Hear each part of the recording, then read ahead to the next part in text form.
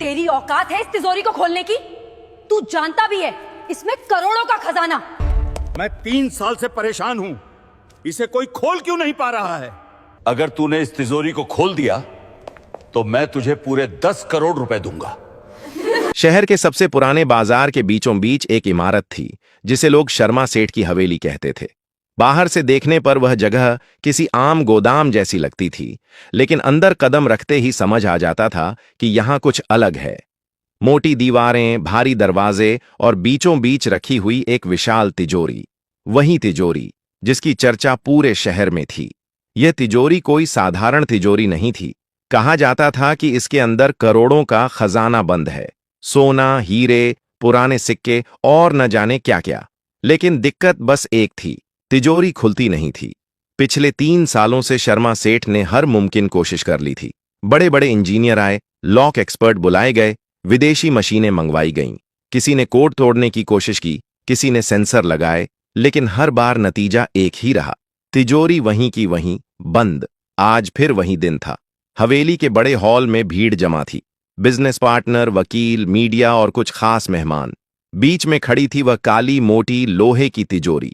उस पर पुराने किस्म के निशान खुदे थे, जैसे किसी ने जानबूझकर उसे रहस्यमय बनाया हो। शर्मा सेठ का चेहरा चिड़चिड़ा था, सफेद कुर्ता, मोटी सोने की चेन और आंखों में गुस्सा। सामने खड़ा आखिरी एक्सपर्ट अभी अभी हार मान चुका था। सॉरी सेठ जी, उसने कहा, इस तिजोरी का मैकेनिज्म बहुत अलग है। शायद बिना ओरिजिनल जानकारी के इसे खोलना नामुमकिन है। हॉल में हल्की सी खुसर-फुसर शुरू हो गई। कोई बोला, इतना पैसा और फिर भी तिजोरी बंद। कोई हंसा, कोई सिर हिलाने लगा। उसी वक्त दरवाजे के पास खड़ा एक लड़का आगे बढ़ा। उम्र करीब 15 या 16 साल। बदन पर फटा पुराना शर्ट, धूल से भरी पैंट और पैरों में घिसी हुई चप्पल। बाल बिखरे हुए, चेहरा दुबला, लेकिन आंखों में अजीब सा ठहराव।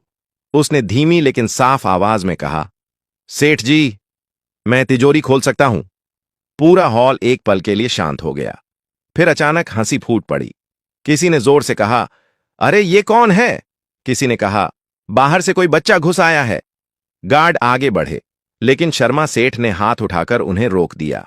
उन्होंने लड़के को ऊपर से नीचे तक देखा, कपड़े, शक्ल, हालत, फिर व्यंग्य से मुस्कुराए। तू? सेठ ने कहा, यह तिजोरी इतने बड़े बड़े दिमाग नहीं खोल पाए, और तू खोल देगा? लड़के ने नजरें झुकाई नहीं। एक मौका दे दीजिए, अगर नहीं खुली तो मैं खुद चला जाऊंगा। भीड़ को मजा आने लगा। कैमरे फिर से उठ गए। नया तमाशा मिल गया था। शर्मा सेठ ने ठहाका लगाया और बोले, ठीक है, अगर तूने ये तिजोरी खोल दी। उन्होंने जानबूझकर रुककर सबकी तरफ देखा। तो मैं तुझे 10 करोड़ रुपए दूंगा। हॉल में शोर मच गया। कोई बोला, पागल हो गए हैं सेठ। कोई बोला, अब देखो बच्चा क्या करता है। लड़के ने सिर्फ एक बात कही, मंजूर है। उसी पल, बिना किसी शोर के, वह लड़का तिजोरी की तरफ बढ़ा, और यहीं से शुरू होने वाला था वो खेल जो सिर्फ ताले का नहीं, किस्मत का भी था। लड़का तिजोरी के सामने आकर खड़ा हो गया। इतनी बड़ी, भारी और ठंडी तिजोरी उसने पहले कभी इतनी नजदीक से नहीं देखी थी, लेकिन उसके चेहरे पर न डर था, न घबराहट, बस एक गहरी सांस और पूरी तसल्ली। भीड़ में से कोई बोला, अरे इसे तो ताला छूना भी नहीं आता होगा। किसी ने हंसकर कहा, लगता है सेठ जी आज दान करने के मूड में हैं। शर्मा सेठ हाथ बांधे खड़े थे। उनके चेहरे पर आधी हंसी, आधा तंज। उनके लिए यह सब एक मनोरंजन था। उन्हें यकीन था कि कुछ मिनटों में यह लड़का थककर खुद पीछे हट जाएगा। लेकिन लड़के ने किसी की बात नहीं सुनी। उसने सबसे पहले तिजोरी को गौर से देखा, बहुत गौर से, जैसे वह सिर्फ लोहे का ढांचा नहीं, कोई पुरानी कहानी पढ़ रहा हो। उसकी उंगलियां तिजोरी की सतह पर हल्के हल्के घूमने लगीं, कभी ऊपर बने निशानों पर, कभी किनारों पर, कभी नीचे के कोनों पर। एक बुजुर्ग वकील ने पास खड़े आदमी से फुसफुसाकर कहा, देख रहा है, ये यूं ही हाथ नहीं फेर रहा, कुछ ढूंढ रहा है। लड़के ने कान से तिजोरी को छूकर हल्की सी थपकी दी, फिर दूसरी तरफ से भी, धक धक। अंदर से आवाज थोड़ी अलग लग रही थी। उसने आंखें बंद की। भीड़ को लगा अब कोई नाटक शुरू होगा, कोई जादू, कोई मंत्र, लेकिन कुछ नहीं हुआ। वह बस खड़ा रहा, शांत, जैसे अपने दिमाग में किसी नक्शे को दोहरा रहा हो। दरअसल उसका नाम नीरज था। नीरज पास की झुग्गियों में रहता था। उसका पिता कबाड़ी का काम करता था। टूटे ताले, जंग लगे बक्से, पुराने संदूक, यही नीरज की दुनिया थी। बचपन से वह अपने पिता के साथ कबाड़ छांटता रहा था। कई बार ऐसे ताले मिलते जो दिखने में बेकार होते, लेकिन नीरज घंटों बैठकर उन्हें खोल देता। उसे मशीनें नहीं आती थीं, उसे किताबों की भाषा नहीं आती थी, लेकिन उसे सुनना आता था। धातु की आवाज, दबाव का फर्क, खाली जगह का अंदाजा। नीरज ने तिजोरी के दाईं ओर बने एक छोटे से उभार पर उंगली रखी। वहां कोई बटन नहीं था, बस थोड़ा सा फर्क। उसने वहां हल्का दबाव डाला, फिर छोड़ा। कुछ नहीं हुआ। उसने दोबारा कोशिश की, इस बार दबाव थोड़ा बदल कर, फिर नीचे वाले कोने में वहीं किया। भीड़ बोर होने लगी। एक रिपोर्टर बोला, लगता है खत्म हो गया शो। लेकिन तभी नीरज रुक गया। उसने सिर थोड़ा तिरछा किया, जैसे किसी हल्की आवाज को पकड़ लिया हो। फिर उसने दोनों हाथ तिजोरी पर रखे, एक ऊपर एक नीचे। धीरे धीरे दबाव बढ़ाया। क्लिक। बहुत हल्की आवाज, इतनी हल्की कि आधे लोग सुन ही नहीं पाए। लेकिन नीरज के चेहरे पर हल्की सी मुस्कान आ गई। शर्मा सेठ सीधा हो गए। ये आवाज, उन्होंने खुद से कहा। नीरज ने आंखें खोल दी। अभी तिजोरी नहीं खुली थी, लेकिन कुछ जाग चुका था। और यह तो बस शुरुआत थी। क्लिक की वह आवाज छोटी थी, लेकिन असर बड़ा। शर्मा सेठ की आंखें अब तिजोरी से हट नहीं रही थीं। जो लोग अभी तक हंस रहे थे, वे भी चुप हो गए। हॉल में अजीब सा सन्नाटा फैल गया, जैसे किसी ने हवा रोक दी हो। नीरज ने हाथ पीछे नहीं खींचे। उसे पता था कि यह ताला एक झटके में नहीं खुलने वाला। यह उन तालों में से था जो ताकत नहीं, धैर्य पहचानते हैं। उसने फिर से तिजोरी को थपथपाया। इस बार अलग जगह। धक धक। एक तरफ से आवाज भारी थी, दूसरी तरफ खोखली। उसके माथे पर पसीने की हल्की बूंदें आ गईं। कपड़े पुराने थे, लेकिन उसकी हर हरकत बेहद नपी तुली थी, जैसे वह कोई अंदाजा नहीं लगा रहा, बल्कि किसी याद को फॉलो कर रहा हो। भीड़ में से एक इंजीनियर बुदबुदाया, यह लड़का प्रेशर पॉइंट्स ढूंढ रहा है। नीरज ने तिजोरी के नीचे झुककर देखा। वहां कोई ताला नहीं था, कोई लीवर नहीं, लेकिन धातु की बनावट थोड़ी अलग थी। उसने उंगलियों से वहां हल्का घुमावदार दबाव दिया। कुछ नहीं हुआ। उसने सांस छोड़ी, फिर दोबारा कोशिश की। इस बार पहले से थोड़ा धीमा। अंदर से फिर वही आवाज आई, गुड। अब यह आवाज साफ थी। शर्मा सेठ अनजाने में आगे बढ़ाए। रुको, उन्होंने कहा, कोई मशीन तो चाहिए हो, बता दें। नीरज ने बिना पलटे कहा, नहीं सेठ जी, मशीन उलझा देती है। यह तिजोरी सीधे हाथ से बात करती है। कई लोग चौंक गए। सीधे हाथ से बात करती है? नीरज ने तिजोरी के सामने खड़े होकर आंखें बंद कीं। उसने दोनों हथेलियां तिजोरी पर रखीं, जैसे कोई डॉक्टर मरीज की धड़कन सुनता है। कुछ सेकंड तक वह बिल्कुल स्थिर रहा। फिर उसने बाएं हाथ से ऊपर के हिस्से पर दबाव दिया और दाएं हाथ से नीचे की ओर हल्का सा स्लाइड किया। क्लिक।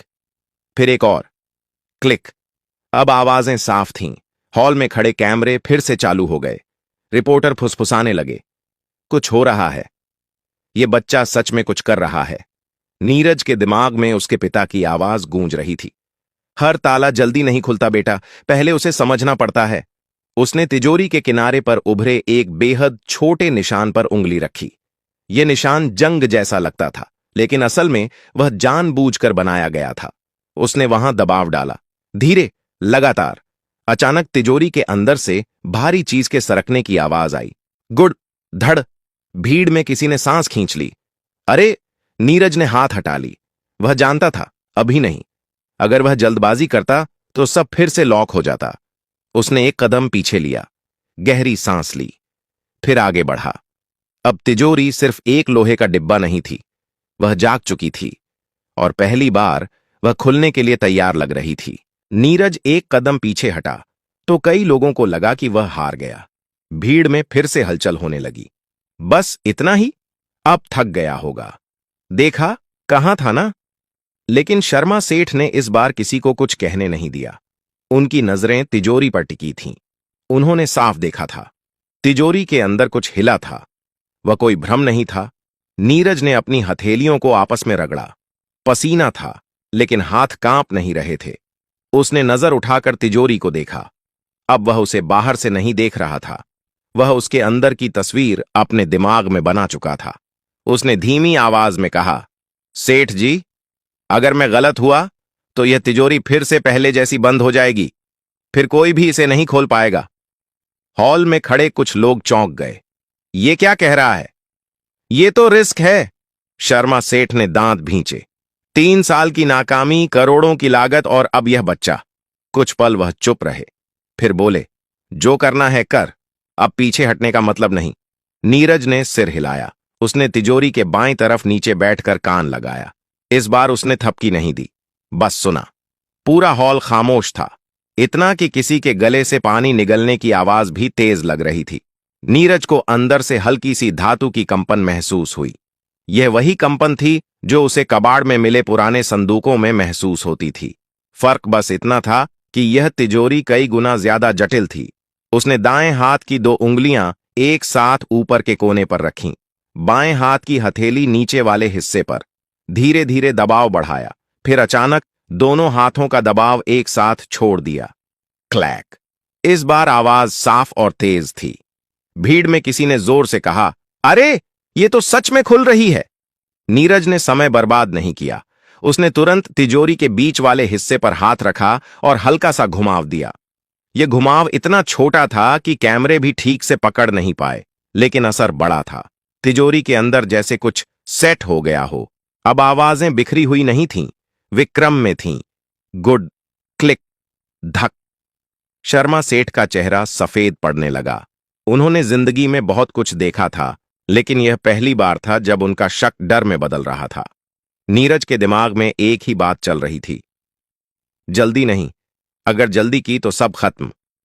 उसने आखिरी बार तिजोरी के सामने खड़े होकर दोनों हाथ रखे, आंखें बंद कीं, सांस रोकी और बहुत हल्के से, जैसे किसी सोए हुए बच्चे को जगाते हैं, उसने दबाव डाला।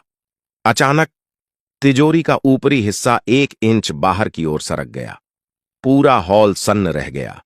यह अभी पूरी तरह नहीं खुली थी, लेकिन अब कोई हंस नहीं रहा था, अब कोई शक नहीं कर रहा था। अब सब जान चुके थे, यह लड़का खाली हाथ नहीं आया है। तिजोरी का ऊपरी हिस्सा 1 इंच बाहर सरकते ही जैसे समय थम गया।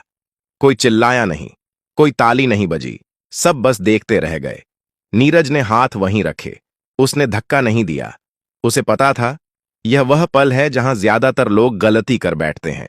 अधीरता, ज्यादा जोर, और ताला फिर से खुद को बंद कर लेता है। उसने बहुत धीमी आवाज में खुद से कहा, अब बस, सही क्रम। उसकी आंखें तिजोरी के अंदर झांकने की कोशिश नहीं कर रही थीं। वह बाहर के संकेत पढ़ रहा था। हल्का झुकाव, दरवाजे का वजन, धातु की सांस। उसने बाएं हाथ से ऊपर वाले हिस्से को स्थिर रखा और दाएं हाथ से नीचे की ओर बहुत हल्का दबाव दिया। गुड। अब आवाज भारी थी, ऐसी आवाज जो सिर्फ तभी आती है जब अंदर कुछ बड़ा अपनी जगह छोड़ रहा हो। शर्मा सेठ अनजाने में 2 कदम आगे आ गए। उनका गला सूख चुका था। खुल रही है, उनके मुंह से अपने आप निकल गया। नीरज ने आखिरी बार नीचे की ओर उंगली घुमाई, बस आधा घेरा, उसे ज्यादा नहीं। क्लैक। इस बार आवाज ने कोई शक नहीं छोड़ा। तिजोरी का दरवाजा अपने आप आगे की ओर झुक गया। 1 सेकंड, 2 सेकंड, फिर भारी लोहे का दरवाजा पूरी तरह खुल गया। पूरा हॉल जैसे फट पड़ा। खुल गई! अरे ये तो खुल गई! ये बच्चा कर दिखाया! कैमरे चमकने लगे, लोग आगे बढ़ने लगे, लेकिन गार्ड्स ने तुरंत रोक लिया। शर्मा सेठ खुद तिजोरी के सामने पहुंचे। उनके हाथ कांप रहे थे। तिजोरी के अंदर का नजारा किसी ने सोचा भी नहीं था। अंदर सोने की ईंटें थीं, हीरों से भरे लकड़ी के बक्से, पुराने जमाने के सिक्कों की थैलियां और नीचे मखमली कपड़े में लिपटी हुई मोटी मोटी ज्वेलरी।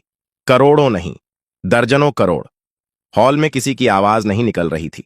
कुछ लोग अविश्वास में सिर हिला रहे थे, कुछ की आंखें चमक रही थीं। शर्मा सेठ ने धीरे से एक ईंट उठाई। वजन असली था, चमक असली थी। उन्होंने नीरज की तरफ देखा। वही फटे कपड़े, वही शांत आंखें। तू, उनकी आवाज भर्रा गई। तू कौन है बेटा? नीरज ने सिर झुका लिया। नीरज, कबाड़ी का बेटा। सेठ कुछ पल चुप रहे, फिर उन्होंने जेब से रूमाल निकाला, माथा पोंछा और गहरी सांस ली। मैंने कहा था, उन्होंने सबके सामने कहा, अगर तू तिजोरी खोल देगा तो मैं तुझे 10 करोड़ दूंगा। हॉल में फिर से शोर उठा। क्या सच में देगा? अब देखो क्या होता है। शर्मा सेठ ने हाथ उठाकर सबको चुप कराया। उन्होंने अपने मैनेजर की तरफ देखा। अभी यहीं सबके सामने नीरज के पिता, जो भीड़ के पीछे खड़े थे, अब तक कुछ समझ ही नहीं पाए थे। उनके पैरों से जैसे जमीन खिसक गई हो। लेकिन नीरज की नजर तिजोरी पर नहीं थी। उसकी नजर उस दरवाजे पर थी जो आज सिर्फ लोहे का नहीं, उसकी किस्मत का भी ताला खोल चुका था। और यह कहानी अभी खत्म नहीं हुई थी। हॉल में शोर अब काबू से बाहर होने लगा था। कोई फोन पर बात कर रहा था, कोई वीडियो लाइव कर चुका था। खजाना मिल गया कि खबर आग की तरह फैलने लगी थी। शर्मा सेठ ने अपने पर्सनल मैनेजर को इशारा किया, लीगल टीम बुलाओ, अकाउंट्स तैयार रखो। मैनेजर हड़बड़ाकर फोन लगाने लगा। नीरज अब भी वहीं खड़ा था। न उसके चेहरे पर लालच था, न जीत की खुशी, जैसे उसने कोई सौदा नहीं, सिर्फ अपना काम पूरा किया हो। शर्मा सेठ उसके पास आए। पहली बार उनकी आवाज में सख्ती नहीं थी। तू जानता है 10 करोड़ क्या होते हैं? नीरज ने सिर हिलाया। इतना कि मेरे पिता जिंदगी भर कबाड़ उठाकर भी नहीं कमा पाएंगे। भीड़ में खड़े कुछ लोग असहज हो गए। ये बच्चा सीधा बोल रहा था। सेठ कुछ पल उसे देखते रहे, फिर बोले, तो फिर भी तू डर नहीं रहा? नीरज ने जवाब दिया, डर तब लगता है जब ताला समझ ना आए। सेठ हल्का सा मुस्कुराए। शायद पहली बार किसी ने उन्हें ऐसा जवाब दिया था। तभी नीरज के पिता आगे आए। उनका नाम रामदीन था, कपड़े और भी ज्यादा पुराने, आंखों में घबराहट। सेठ जी, उनकी आवाज कांप रही थी। लड़का बच्चा है, अगर कोई गलती हो गई हो तो। शर्मा सेठ ने उन्हें रोक दिया। गलती? इसने मुझे 3 साल का सिरदर्द खत्म कर दिया। उसी वक्त लीगल टीम पहुंच गई। कागज खुले। कैमरों के सामने सब कुछ साफ साफ हो रहा था। सेठ ने ऊंची आवाज में कहा, सब लोग सुन लें, मैंने वादा किया था और शर्मा सेठ अपना वादा तोड़ता नहीं। एक कागज आगे बढ़ाया गया। नीरज का नाम पूछा गया, उम्र लिखी गई, गार्जियन के तौर पर पिता का नाम। नीरज के हाथ में पेन दिया गया। उसने कभी इतने कागज नहीं देखे थे, लेकिन उसने बिना हिचक दस्तखत कर दिए। भीड़ में किसी ने कहा, अब ये लड़का बदल जाएगा। नीरज ने वह बात सुन ली। उसने सिर उठाकर कहा, मैं नहीं बदलूंगा, हालात बदलेंगे। शर्मा सेठ ने चेक आगे बढ़ाया। 10 करोड़। रामदीन के हाथ कांपने लगे। वह बैठने ही वाले थे कि नीरज ने उन्हें थाम लिया। सेठ ने चेक नीरज को नहीं, उसके पिता को दिया। इसे संभाल कर रखना, बेटा समझदार है लेकिन दुनिया नहीं। उस पल नीरज ने पहली बार तिजोरी से नजर हटाकर लोगों की तरफ देखा। वही लोग जो कुछ देर पहले हंस रहे थे, अब कोई हंस नहीं रहा था। लेकिन कहानी यहीं खत्म नहीं होनी थी, क्योंकि जिस ताले ने 10 करोड़ दिलाए थे, उसके पीछे की कहानी अब बाहर आने वाली थी। और कई लोगों को यह बात पसंद नहीं आने वाली थी। चेक हाथ में आते ही मामला खत्म नहीं हुआ। असल में वहीं से असली हलचल शुरू हुई। शर्मा सेठ की लीगल टीम अभी कागज समेट ही रही थी कि हॉल के कोने से एक सख्त आवाज आई, 1 मिनट, यह इतना आसान नहीं है। सबकी नजरें पलट गईं। वह व्यक्ति ग्रे सूट में था, चेहरे पर सरकारी ठहराव। उसके साथ 2 और लोग थे जिनके गले में पहचान पत्र लटक रहे थे। मैं इनकम टैक्स डिपार्टमेंट से हूं, उसने कहा, और यह खजाना निजी नहीं, जांच का विषय है। हॉल में फिर सन्नाटा छा गया। शर्मा सेठ का चेहरा कड़ा हो गया। यह तिजोरी मेरी है, मेरे गोदाम से निकली है। अधिकारी ने फाइल खोली। तिजोरी आपकी हो सकती है, लेकिन इसके अंदर का खजाना, यह तय होना बाकी है कि यह कहां से आया। नीरज यह सब चुपचाप सुन रहा था। उसे कानून की भाषा नहीं आती थी, लेकिन इतना समझ रहा था कि मामला उलझने वाला है। एक अधिकारी की नजर नीरज पर गई। और यह लड़का, इसे यह तिजोरी खोलना कैसे आया? सवाल सीधा था और खतरनाक भी। भीड़ में फुसफुसाहट शुरू हो गई। कहीं चोरी तो नहीं? इतना छोटा और इतना हुनर? रामदीन घबरा गए। साहब, मेरा बेटा सीधा है, कुछ गलत नहीं किया। नीरज आगे बढ़ा। मैंने तिजोरी नहीं चुराई, मैंने बस उसे खोला। कैसे? अधिकारी ने पूछा। नीरज ने एक पल सोचा, फिर बोला, मेरे पिता कबाड़ उठाते हैं, पुराने ताले, संदूक, पेटियां, मैं उन्हें खोलता था। कुछ ताले ताकत से नहीं, सही जगह छूने से खुलते हैं। यह भी वैसा ही था। एक सीनियर अफसर जो अब तक चुप था, उसने तिजोरी को गौर से देखा। यह लॉक सिस्टम, यह इंडस्ट्रियल नहीं है, यह हाथ से बनाया गया है, पुराना है। उसने नीरज की तरफ देखा। तूने मशीन नहीं इस्तेमाल की, यह बात हमारे लिए अहम है। शर्मा सेठ ने तुरंत कहा, जो भी जांच करनी हो करो, लेकिन मेरा वादा। अधिकारी ने हाथ उठाया। वादा रहेगा, लेकिन इस लड़के को हम नजरअंदाज नहीं कर सकते। नीरज को पहली बार हल्का डर लगा। ताला खोलना आसान था, सिस्टम समझना नहीं। लेकिन तभी वही सीनियर अफसर आगे 3 आया और बोला, डर मत, तुझ पर कोई आरोप नहीं है, बल्कि हमें तेरी जरूरत पड़ सकती है। किस लिए? नीरज ने पूछा। अफसर ने तिजोरी के अंदर रखी एक खास लकड़ी की पेटी की तरफ इशारा किया। देश में ऐसी और भी तिजोरियां हैं, बंद, अनसुलझी और शायद खतरनाक भी। नीरज समझ गया, यह सिर्फ पैसे की कहानी नहीं थी, यह हुनर की कहानी थी, और अब उसका हुनर सबके सामने आ चुका था। कुछ हफ्तों बाद नीरज अब झुग्गी में नहीं रहता था, लेकिन वह किसी आलीशान बंगले में भी नहीं गया। सरकार ने उसके पिता को सम्मान के साथ घर दिलवाया। नीरज को एक टेक्निकल इंस्टीट्यूट में दाखिला मिला। वहां किताबें थीं, मशीनें थीं, लेकिन सबसे जरूरी चीज थी सम्मान। शर्मा सेठ ने 10 करोड़ का वादा पूरा किया, पूरा, कानूनी, साफ, सबके सामने। नीरज ने उसमें से आधा पैसा अपने पिता को दे दिया। आपने मुझे कबाड़ में मौका दिया, उसने कहा, अब आपकी बारी है आराम करने की। बाकी पैसे से उसने एक छोटा सा वर्कशॉप बनाया, नाम रखा नीरज लॉक लैब। वहां वह बच्चों को सिखाता था, ताले खोलना नहीं, सोचना। एक इंटरव्यू में किसी ने उससे पूछा, इतनी कम उम्र में करोड़पति बन गए, कैसा लग रहा है? नीरज ने साधारण सा जवाब दिया, मैं करोड़पति नहीं बना, मैं सिर्फ दिख गया। उस दिन के बाद लोग जब किसी बंद तिजोरी के सामने खड़े होते तो मशीनें याद नहीं करते, वे याद करते थे एक फटे कपड़ों वाले लड़के को, जिसने साबित किया था कि हर ताला चाबी से नहीं और हर किस्मत सिफारिश से नहीं खुलती। कुछ ताले हुनर मांगते हैं और कुछ दुनिया को बस एक मौका। अगर आपको यह कहानी पसंद आई हो तो लाइक जरूर कीजिए। ऐसी ही दमदार और दिल छू लेने वाली कहानियों के लिए सब्सक्राइब करना मत भूलिए और इस कहानी को अपने दोस्तों के साथ शेयर जरूर करें। कमेंट में अपने शहर का नाम जरूर लिखिए ताकि हमें पता चले कि हमारी कहानियां देश के किस किस कोने तक पहुंच रही हैं।